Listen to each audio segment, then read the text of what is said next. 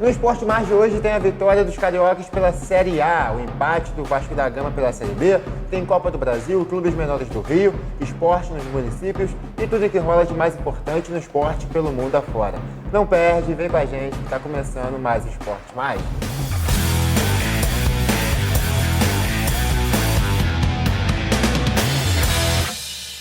Tá no ar mais um Esporte Mais, tudo bem, Maurício? Beleza. Tudo certo? Dormiu tranquilo? Tranquilo. Tranquilo? Não falando de futebol, tá bom. Tá bom, o Cruzeiro, o último ganhou, né? Ganhou, Só vai jogar nessa terça-feira, então teve um descanso aí. Deu uma alegria nesse final de semana. Maurício, começando pela Série B, o Vasco empatou fora de casa com o CRB. Richard e Raniel fizeram os gols da partida. O Vasco não dá aquele pontapé inicial, né, Maurício? De vez assim na Série B, não consegue aí uma vitória para dar aquele sossego ao seu torcedor. A gente já tinha previsto que seria um jogo difícil, Sim. porque o CRB nos últimos anos vem fazendo boas campanhas na Série B e o Vasco não vem num bom momento, como você bem colocou, e está ainda procurando seu caminho, né? Verdade que o Zé Ricardo ainda não conseguiu encontrar o melhor tom, talvez até pela carência também de material humano, né? Verdade. Essa é a realidade. Não dá para punir o Zé Ricardo se o Vasco não tem um elenco que esteja à altura das tradições do clube. Essa é a realidade. Pode até começar a jogar bem, fazer uma boa Série B, subir o que a gente torce, mas a verdade é que o time, e principalmente eu que já vi alguns times do Vasco sensacionais, quando olho o atual torcedor do Vasco, realmente deve dar uma certa tristeza, um saudosismo muito grande. Ah, com certeza. Bom, agora falando de Série A, o Flamengo conseguiu uma vitória para cima do São Paulo, 3-1, jogou bem, Maraca estava cheio, os gols foram marcados pelo Gabigol, Isla, um golaço, cortou pro meio, bateu de esquerda, e Arrascaeta e Caleri para o São Paulo. O Caleri chegou a empatar logo depois do gol do Gabigol, mas não deu para o São Paulo. O Flamengo jogou muito bem, conseguiu ali ajustar a sua marcação, aquela pressão alta que o torcedor estava com saudade, os jogadores muito bem. E uma novidade que o Paulo Souza colocou em campo foi a presença do Isla na zaga. O Isla começou como zagueiro, depois ele foi para a ala direita. O Flamengo começa, Maurício, a convencer depois de 3 meses de trabalho. O Paulo Souza começa a encontrar uma cara para esse time que o torcedor quer ver ganhando títulos, quer voltar a reviver aquele ano de 2019. Verdade, como eu falei, né, no programa anterior, tem que dar tempo ao tempo, ter paciência, não vai ser de uma hora para outra. Como eu falei do Zé Ricardo, mesmo o Paulo Souza tendo um elenco, né, ele tem que descobrir a maneira do time jogar, porque não adianta. Cada treinador tem uma maneira de pensar futebol. Então, às vezes você fala assim, tem que jogar como jogava na época do Jorge Jesus. De repente, não só pelo pensamento do treinador, o próprio jogador que naquela época jogou de uma maneira hoje, né, pelo momento que passa, tem que ter uma adaptação ao seu estilo de jogo. Agora, o Flamengo tem tudo aí para brigar pelo título até o final. O São Paulo responde o que você me perguntou há uns tempos atrás. Você não acha que o São Paulo pode brigar na parte de cima do Brasileirão? Provado que não. Pegou o Palmeiras, foi amassado, pegou o Flamengo, foi amassado. O São Paulo vai ficar naquela faixa intermediária, brigando por Libertadores. Título, tem 3 postulantes. Um deles começou mal, que é o Palmeiras, deu mole já para os adversários, principalmente o Galo, abriu uma vantagem. Para mim, título de campeão brasileiro vai ficar entre Flamengo, Atlético Mineiro e Palmeiras. Agora os outros, como o São Paulo, não quer dizer que isso aí é terra arrasada para o São Paulo, que pode buscar, sim, uma vaga na Libertadores. Para título, desculpe todos os outros 17 clubes, mas...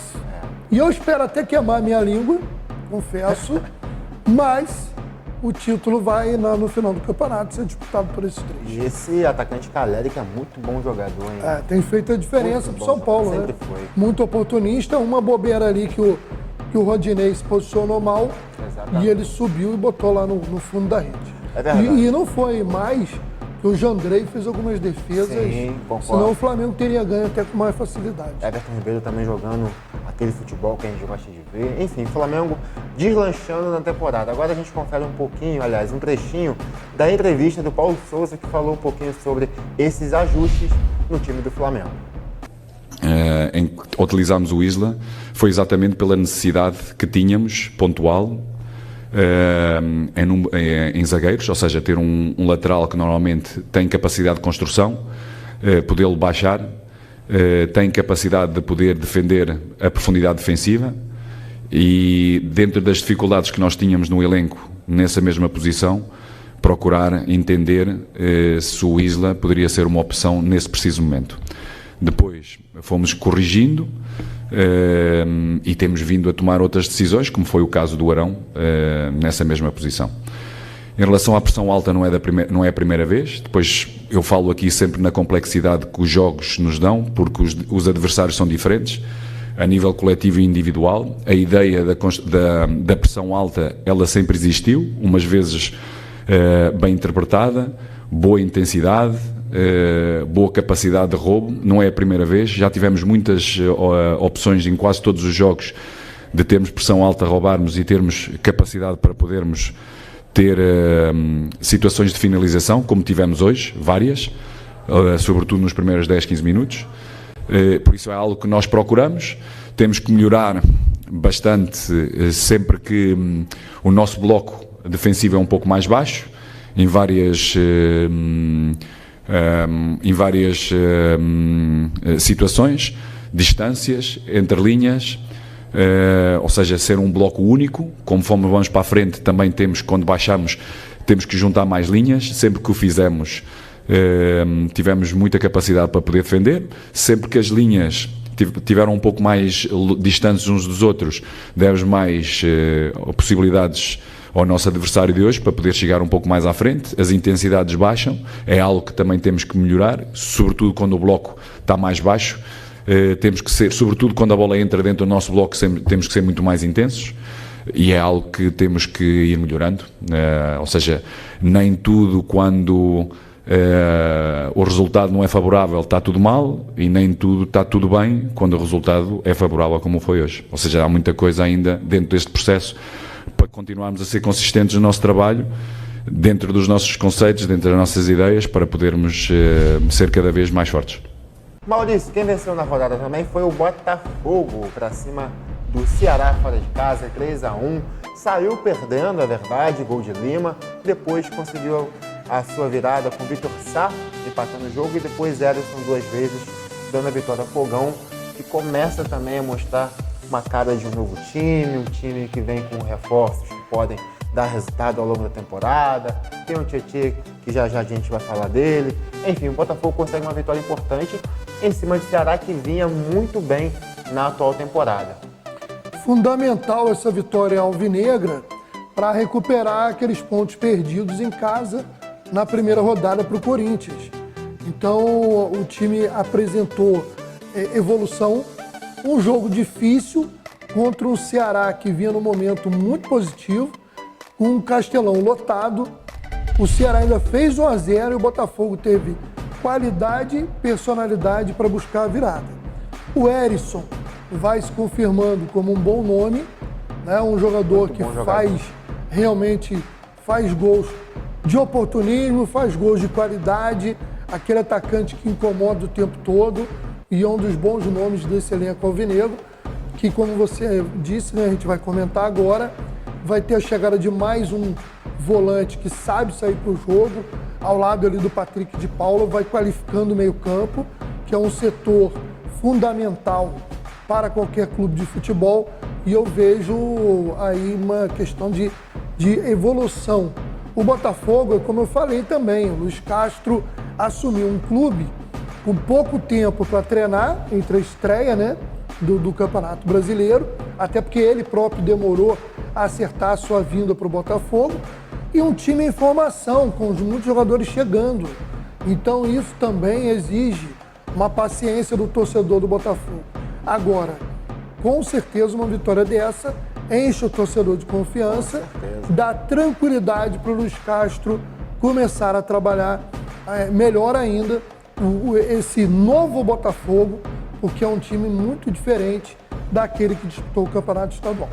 É verdade, o Botafogo arrumando aí o seu setor defensivo e continua contratando. Quem chegou desta vez foi o volante Tietê, com passagem por Palmeiras, São Paulo e Atlético Mineiro. Cuiabá e Fluminense também jogaram no último sábado, Maurício, e um jogo assim muito truncado, muito fechado, porém o Fluminense conseguiu a vitória ali já nos acréscimos, assim, vamos dizer, com um gol contra do zagueiro Paulão, que deu a vitória por 1-0 ao Fluminense, ao time de Abel Braga, que eu acho assim, falo como torcedor e como comentarista, não consegue ainda não conseguiu achar um equilíbrio entre as competições internacionais, né, as competições sul-americanas e o Brasileirão.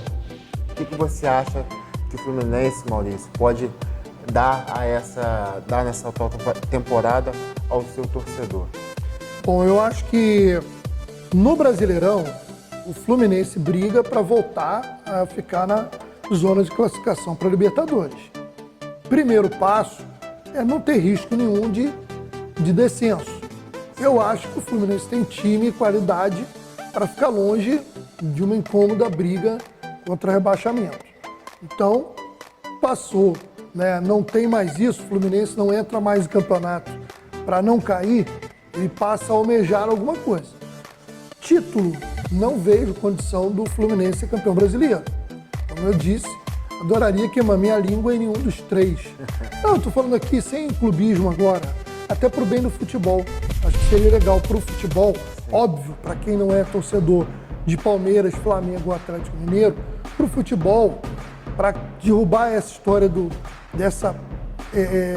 desse abismo criado pela condição financeira que hoje vivem Flamengo, Atlético e Palmeiras em relação aos outros, para que a gente não entre num processo de espanholização, como alguns falam, né?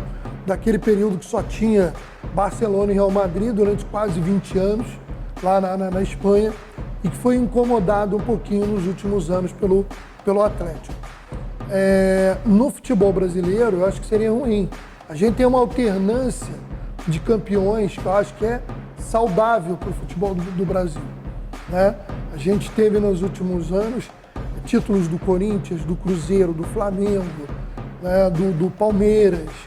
São Paulo já não ganhou há algum tempo, mas Atlético Mineiro. Então, se você criar uma hegemonia e concentrar isso em 2, 3 clubes, para o futebol como um todo, acho que é ruim.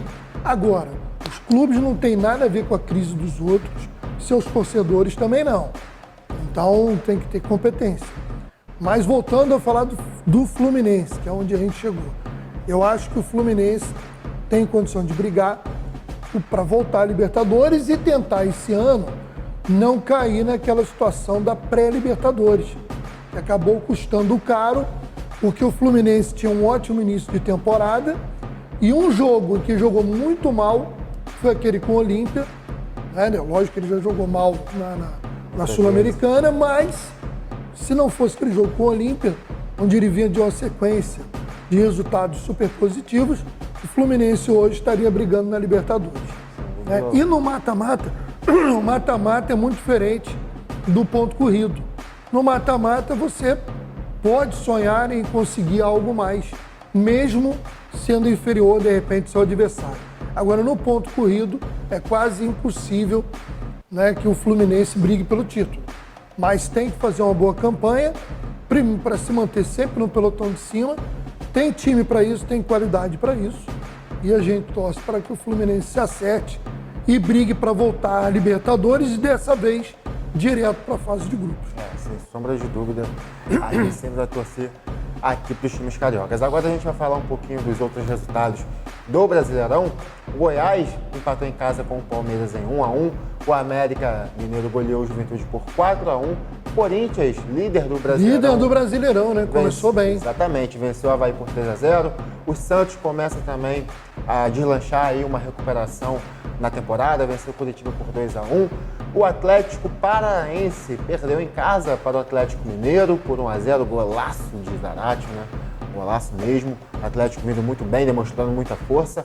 O Internacional, o jogo festivo, conseguiu a vitória por 2-1. Teve a despedida do meio-campista, ídolo do clube. D'Alessandro, 529 jogos.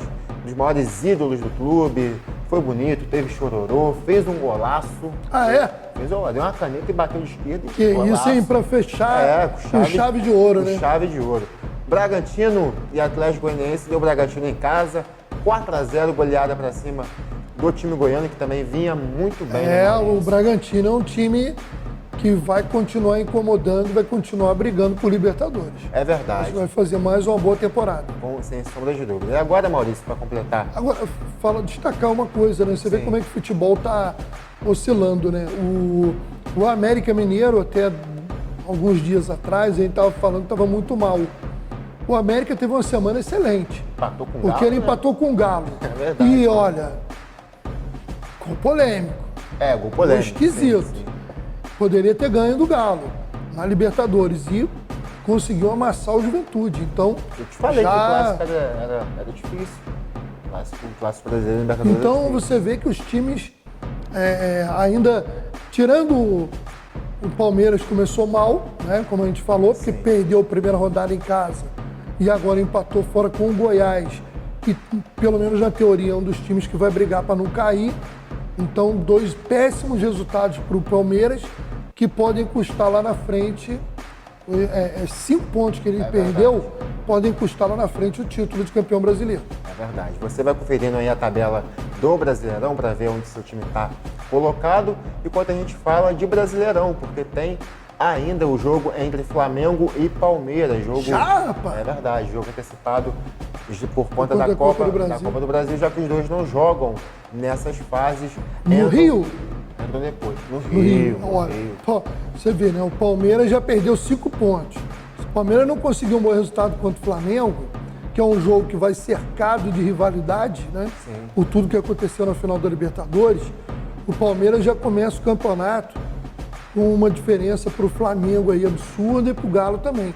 Então esse jogo aí para o Palmeiras vai ser fundamental. É verdade. Então, para os dois, né? Porque o Flamengo também sabe que o Palmeiras é um adversário direto na briga pelo título. É verdade. O jogo ocorre nesta quarta-feira, às 9h30 da noite, como o Maurício disse, no Rio, no Maracanã. Para quem gosta de futebol e está com coragem, vale a pena. Maurício, agora a gente vai ao giro dos clubes do Rio. O que tem de importante aí pra gente? Faz péssimo início do futebol do Rio de Janeiro na Série D do Campeonato Brasileiro. Vamos lá, o Nova Iguaçu estreou com derrota para o Cianorte, jogando em casa, em pleno estádio Jânio Moraes, na cidade de Nova Iguaçu. O time paranaense tomou o controle desde o início. O Gustavo Índio abriu o placar aos 36. Aos 42, ainda no primeiro tempo, Gui Salles aumentou. No início do segundo tempo, no início ao meio ali, 19 minutos, o Ian Everton chegou a dar esperança ao torcedor do Nova Iguaçu, mas 10 minutos depois o João Vitor marcou 3-1 para o Cianorte. Agora, pela segunda rodada do grupo A7, o Nova Iguaçu vai jogar fora de casa no sábado, dia 23, às 15 horas, no estádio Bruno José Daniel, na cidade de Santo André, contra o time da casa. Quem também perdeu em casa na sua estreia foi o Pérolas Negras, perdeu de virada 2-1 para o Santo André. O jogo foi disputado no Estádio Trabalhador em Resende. Primeira aparição do Pérolas Negras, que é um time novo, né? Jogando aí a nível nacional. Chegou a fazer 1-0, o gol do Vico aos 29 minutos do primeiro tempo. Mas aí o Ramalhão, como é conhecido o Santo André, já foi campeão de Copa do Brasil, em cima do Flamengo. O Santo André empatou o jogo aos 27 do segundo tempo com o Cledson, e o Thiago Ulisses fez 2-1 a virada aos 40 do segundo tempo. O Pérolas Negras agora vai ter uma parada dura no próximo domingo, dia 24. Vai visitar o Cianorte, lá no Estádio Municipal Olímpico Albino Turbay. Quem pelo menos não estreou com derrota foi a Luzinha, a portuguesa. Jogando fora de casa, ficou no 0-0 contra o São Bernardo. Jogo disputado lá no estádio 1º de Maio, em São Bernardo do Campo. Vale lembrar que o São Bernardo é o campeão da Copa Paulista, né, que é o equivalente aqui à nossa Copa Rio. Chegou a botar 2 bolas na trave no primeiro tempo. Na segunda etapa, continuou com mais posse de bola, pressionando, mas a Lusa conseguiu segurar um resultado muito bom. e joga em casa no outro domingo, às 19 horas, contra o Oeste, também do interior paulista, lá na Ilha do Governador. Falar agora de Série C, e o Volta Redonda, depois de começar empatando em casa, perdeu para o São José. O ano realmente não está muito bom para o Voltaço. Nossa, as coisas que voltaram. 3-1 São José do Rio Grande do Sul, o jogo foi em Porto Alegre. E a gente vai conferindo aí o jogo válido para a segunda rodada da Série C. O time da casa fez 1-0 com o Cristiano. O Volta Redonda buscou empate, né, mas acabou cedendo contra-ataque. O Marcelo fez 2-0. No segundo tempo, Cristiano fez 3-0. E aí, já sem muita chance de reagir, o Voltaço seguiu tentando diminuir e conseguiu seu gol de honra aos 37 minutos, quando o Caio Vitor chutou na trave e o Wendson aproveitou o rebote. O Volta Redonda está em 14º lugar, rapaz, que coisa, hein? Situação complicada. E na próxima rodada vai estar aí recebendo o Altos do Piauí às 11 horas da manhã no estádio Raulino de Oliveira. O Altos que é adversário, se eu não me engano, do Flamengo na Copa do Brasil. Situação Rapaz. difícil. Bom, Maurício, fechou? fechou. Dos clubes pequenos do Rio, nas próximas edições a gente vai falar da expectativa do início da Série A2 do Campeonato Estadual. Então tá certo. Agora a gente vai falar de Copa do Brasil. Tem Carioca em campo nesta terça-feira. E olha só, o Fluminense vai encarar o Vila Nova. Maurício, confronto complicado para o Fluminense. Vila Nova deu uma dificuldade para o Vasco na Série B, é um time bem portado. O Fluminense é o favorito. É o né? favorito, mas é a Copa do Brasil, né? Mas é o primeiro jogo, né? Agora são 2 jogos, né? Exatamente. Tem que aproveitar o fato de jogar em casa. É verdade. Na quarta, a gente tem aí Botafogo. Aliás, Ceilândia e Botafogo. Botafogo vai jogar fora de casa também.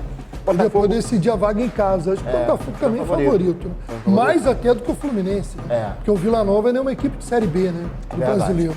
E o jogo mais complicado aí para os cariocas nessa fase da Copa do Brasil é o da Luzinha, portuguesa, aqui do Rio. Vai encarar o Corinthians. Rapaz. Eu acho que... Só uma zebra, né, cara? Só uma zebra muito grande. O Corinthians é muito superior à portuguesa. Muito superior. E ainda vai decidir em casa, né? É verdade. E o próprio primeiro jogo é em campo neutro, né? Porque a Lusa vendeu o mando de campo.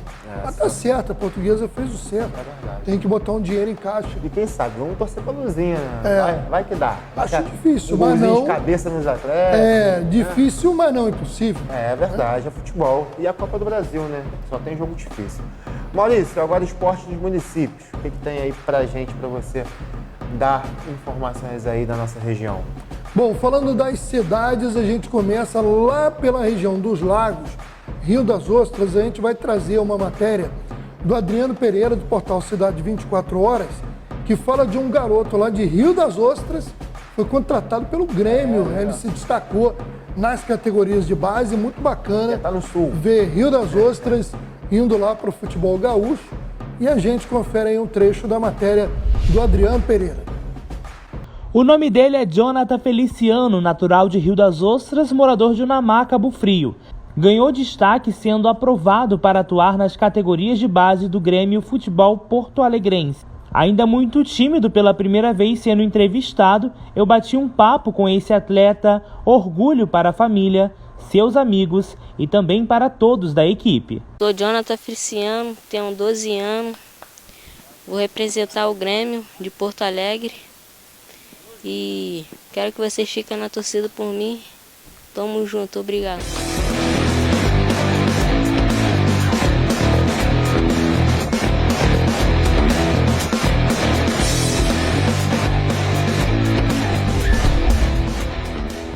Bom, falar agora de Magé, que está disputando o Campeonato Carioca de Futsal.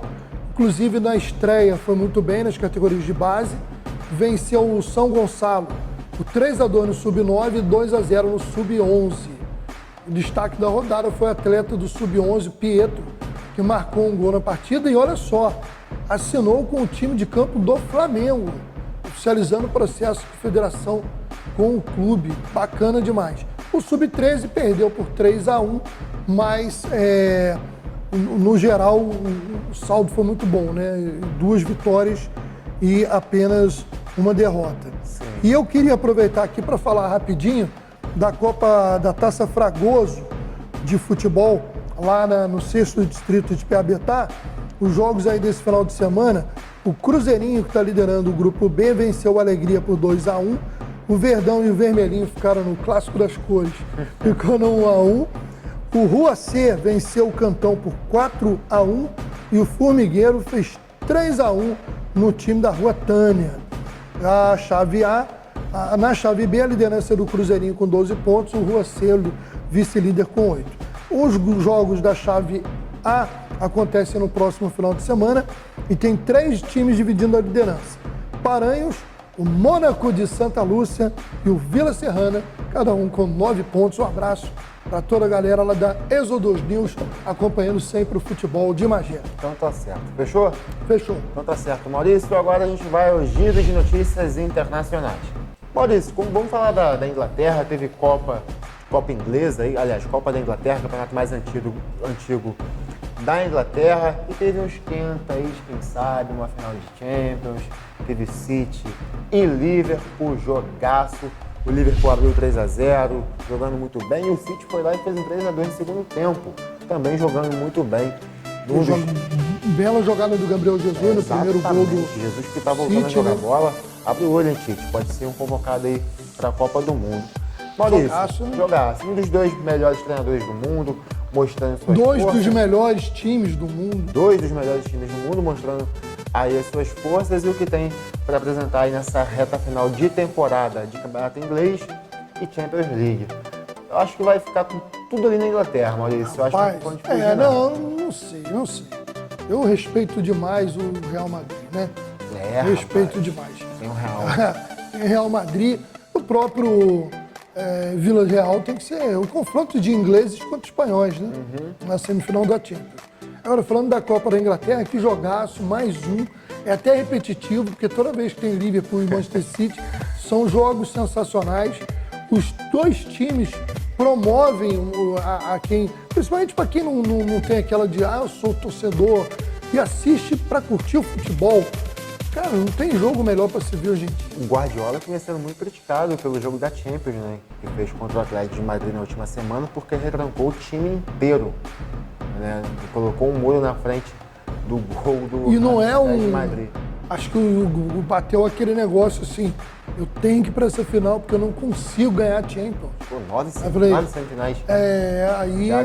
Aí ele falou, não, eu tenho que pelo menos já chegar na semifinal.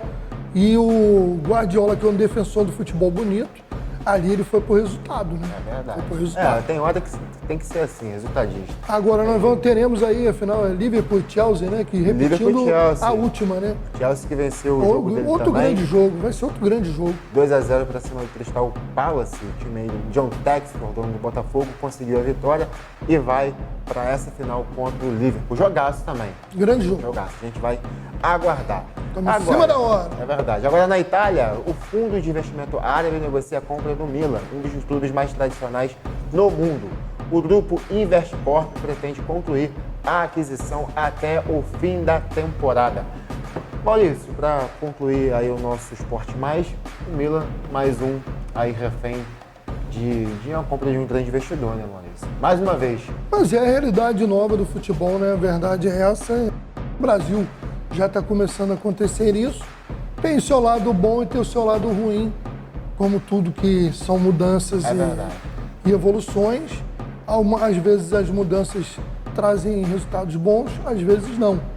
Para o Milan, que há muito tempo deixou de ser protagonista no futebol mundial, pode ser o fato de ressurgir. Vale lembrar que alguns anos atrás, o Manchester City nem de longe era protagonista no futebol nem inglês, quanto mais do mundo. Só para concluir o comentário, essa proposta tem como incentivo a deixar de caixa mais de R$1 bilhão de contratação ao clube do Milan, aos cofres do clube do Milan. O Milan que pode ressurgir aí das cinzas. Maurício, obrigado. Valeu. Mais uma vez aqui pela sua participação no Esporte Mais. Obrigado a vocês de casa, equipe técnica, fiquem com Deus e até o próximo Esporte Mais. Tchau, tchau. Até lá.